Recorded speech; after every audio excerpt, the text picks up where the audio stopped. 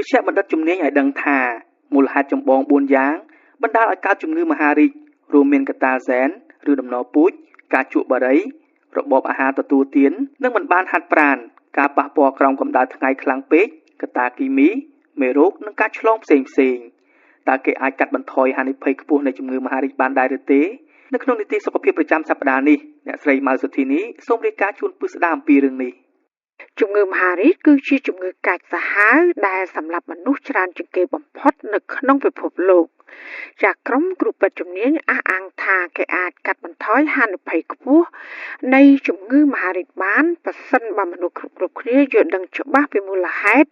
វិធីបង្ការនិងការពិនិត្យសុខភាពទៀងទាត់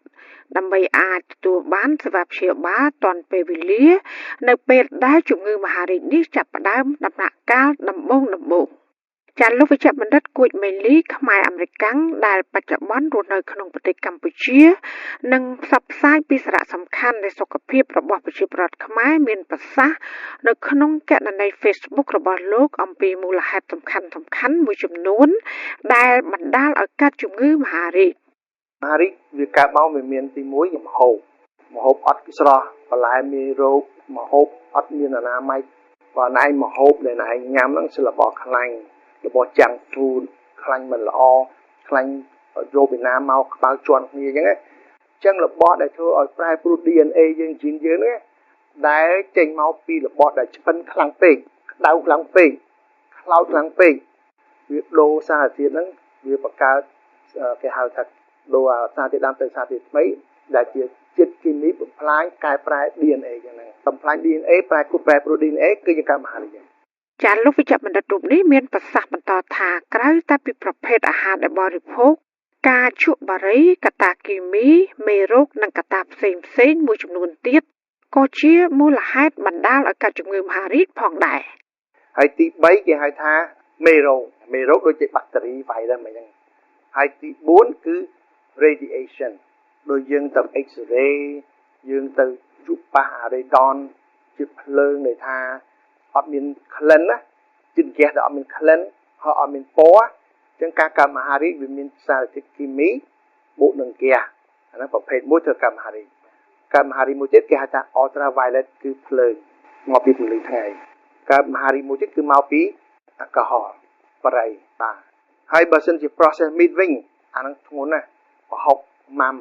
បាទអាមេរិកាំងវិញ bacon sausage hot dog ទាំងអស់ហ្នឹងសិតតែរបស់ process របស់ហ្នឹងគឺសារធាតុមហារីកខ្ពស់ណាស់ចាក់ហទំព័រសុខភាពនៃសមាគមជំងឺមហារីកនៅសហរដ្ឋអាមេរិកឲ្យដឹងថាអ្នកដែលកើតជំងឺមហារីកគេអាចកត់សម្គាល់នៅរោគសញ្ញាមួយចំនួនដូចជាអស់កម្លាំងខ្លាំងមានសាច់ដុំរឹងនៅលើស្បែកស្រកទម្ងន់ឬក៏ឡើងទម្ងន់ខ្លាំងស្បែកឡើងស្លេកស្លាំងឬក៏ឡើងក្រហមផ្លាស់ប្ដូរទម្លាប់បន្ទោបង់ក្អកអត់ឈប់ពិបាកដកដង្ហើមពិបាកលេបអាហារមានអារម្មណ៍មិនស្រួលខ្លួនក្រោយបរិភោគរួចឈឺចុកចាប់នៅក្នុងសាច់ដុំឬសន្លាក់ដៃជើងគ្រុនក្តៅបែកញើសនៅពេលយប់និងធ្លាក់ឈាមជាដើមចាក់ហទំព័រដដែលបន្តថាអ្នកកើតជំងឺមហារីកភាគច្រើនគឺមានអាយុលើសពី65ឆ្នាំឡើងទៅក៏ប៉ុន្តែក៏មានករណីខ្លះអ្នកកើតជំងឺមហារីកមានវ័យក្មេងឬក៏ជំទង់ដូចនេះការរស់នៅប្រកបដោយផាសុកភាពគឺជាវិធីដ៏ល្អបំផុតដើម្បីកាត់បន្ថយហានិភ័យខ្ពស់នៃជំងឺមហារីកចាលោកវិជ្ជបណ្ឌិតគូចមេលីមានប្រសាសន៍ថានៅប្រទេសកម្ពុជាប្រជាពលរដ្ឋខ្មែរគួរបរិភោគត្រីសាច់មាន់និងបន្លែផ្លែឈើឲ្យបានច្រើនសម្រាប់ទ្រទ្រង់សុខភាពហើយនឹងកាត់បន្ថយការទទួលទានអាហារដែលផ្អាប់ទុកយូរអាហារបំពងឬក៏អាំងរហូតដល់ខ្លោចអញ្ចឹងហងឯអាមេរិកញ៉ាំអាហ្នឹងច្រើនជាងគេហើយខ្មែរញ៉ាំមិនដូចអញ្ចឹងដែរតែស្រៀងអញ្ចឹងដែរខ្មែរយើងកើតមហារីកវាច្រើនដែរមហារីកស្ដាំណាមហារីកស្បូនមានច្រើនអញ្ចឹងសាច់ល្អជាងគេគឺត្រីសាច់មាន់សាច់ជ្រូកមធ្យមហើយបើសិនជាត្រីវិញគេហាមវិញពេលយើងមានឆ្លងទន្លេបើសិនជាត្រីគេញ៉ាំបានកុំឲ្យត្រីសមុទ្របើឆ្លងទន្លេគេមិនញ៉ាំត្រីសមុទ្រទេគ្រឿងសមុទ្រទេវាមានជាតិ mercury ច្រើនដែលធ្វើឲ្យប៉ះទង្គិចដល់កទី2គេហៅថាសាន់ពន្លឺថ្ងៃបាទពន្លឺថ្ងៃណាហ ហើយខ្មែរយើងអញ្ចឹងដែរចូលចិត្តធ្វើស្រែនៅកណ្ដាលថ្ងៃអត់ដែរគ្របអត់ដែរពេលអីហើយជួយសបាយសចូលចិត្តទៅគេហៅថ្ងៃសមុទ្រណាអញ្ចឹងចូលចិត្តតែកើតមហារីកស្បែកតែជនជាតិសកើតច្រើនជាងយើងព្រោះអត់មាន melanin អ្នកអត់មាន melanin អត់មានប្រព័ន្ធការពារស្អីទេអញ្ចឹងត្រូវថ្ងៃច្រើនកើតមហារីកចាគេហទំព័រសុខភាពនៃជំងឺមហារីកក៏បានឲ្យដឹងបន្ថែមថាទោះបីជាគ្មានវិធីណាមួយដើម្បីការពារនិងបង្ការជំងឺមហារីកក៏ដោយក៏ក្រុមគ្រូពេទ្យជំនាញនៃជំងឺមហារីកនិងលោកវិជ្ជបណ្ឌិតគួចមេងលីបានផ្ដល់ដំបូន្មានដូចគ្នាថាវិធីដ៏ល្អបំផុតដើម្បីកាត់បន្ថយហានិភ័យខ្ពស់នៃជំងឺមហារីកគឺឈប់ជក់បារីជៀសវាងការប៉ះពាល់នឹងកម្ដៅថ្ងៃខ្លាំងពេកលាបឡេការពារកម្ដៅថ្ងៃទទួលទានរបបអាហារល្អមានជីវជាតិទ្រទ្រង់សុខភាពដូចជាបន្លែផ្លែឈើគ្រាប់ធញ្ញជាតិនិងសាច់គ្មានខ្លាញ់ចាបរិភោគទឹកឲ្យបានច្រើននិងបន្ថយការទទួលទានតារាច្រើនហួសហេតុហាត់ប្រាណដូចជាដើរឲ្យបាន30នាទីក្នុងមួយថ្ងៃរក្សាទម្ងន់កុំឲ្យធាត់ជ្រុលហួសហេតុពេកចាបន្ថែមពីនេះគឺណាត់ជួបជាមួយគ្រូពេទ្យទៀងទាត់ដើម្បីពិនិត្យសុខភាព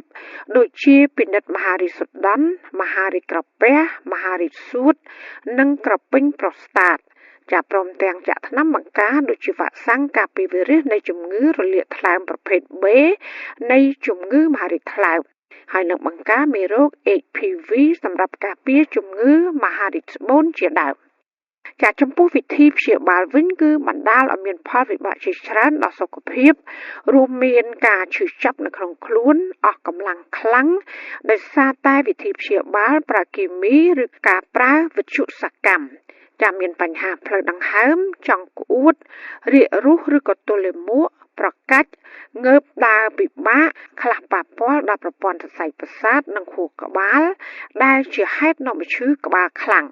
ចាក្រុមវិជ្ជបណ្ឌិតជំនាញបន្តថាករណីខ្លះជំងឺមហារីកទោះបីជាព្យាបាលបានជាហើយក្តីក៏អាចកើតឡើងវិញដែរ